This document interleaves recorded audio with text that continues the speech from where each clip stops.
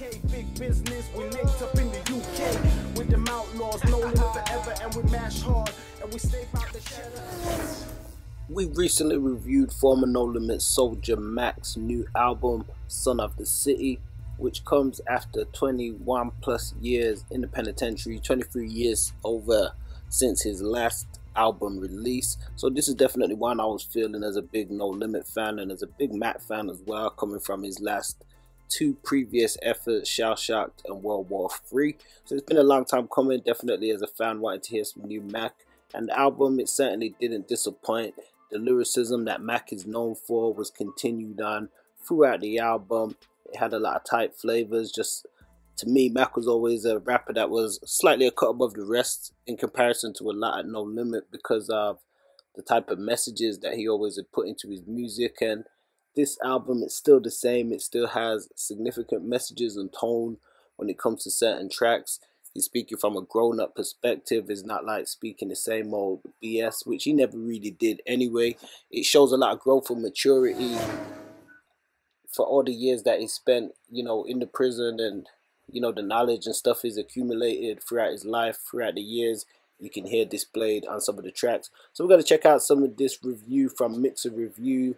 I will encourage you guys to go over to BoutTheOnline.com if you want to check out the review and plenty of them more. Ex-No Limit Records artist Mac has proved that he has not lost a step and is still a lyrical beast on his new album, Son of the City. Mac can still wreck and kill his verses. Hardcore lyricism over gritty studio beats are what you can expect to hear on this album, along with a side of some jazz influences.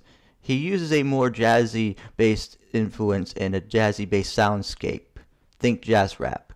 Son of the City is Mac's first album in 23 years since Mac was incarcerated in prison for a crime that he did not commit. Son of the City is one of the lesser-known albums of 2022 that is hardly talked about. Proverbs uses smooth, crystal clear, crisp, jazzy beats and jazz instrumentation. That piano gives the song a laid-back lounge sound and vibe. Mac proves his lyricism and flow are still there on this song of his. Uncut is a New Orleans-style lyrical rap gumbo track. Mac killed his verse on Uncut, so did ex-No Limit Records artist Fiend and Currency.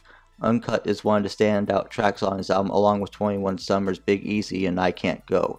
The lyricist proves that he has not lost his touch after being locked up for over 2 decades. 21 Summers discusses how Mac spent his 21 summers in prison while he maintained his innocence for about a crime he had not committed. He has maintained his innocence because he elaborates that he was wrongfully incarcerated. You can interpret his natural maturity that comes with age. After 21 years behind bars, Mac Phipps gets to tell his story his way. Mac killed his verses on 21 Summers. So as you heard it from Mixerr Reviews himself, giving it a 5 out of 5 review. Definitely would encourage everybody to check this album out. It's all over digital platforms and outlets, so you can even catch it on YouTube. So definitely check it out. Support Mac, support some hip-hop that's alternative to the usual that's always coming out. Some grown folk music is something that's going to give you some perspective. So definitely let us know your thoughts in the comments, and we're going to be back with some more reviews and updates. And let us know if there's any other albums and projects that you want us to check out or review, and we'll send them over to Mixerr on Bout That Online. Peace.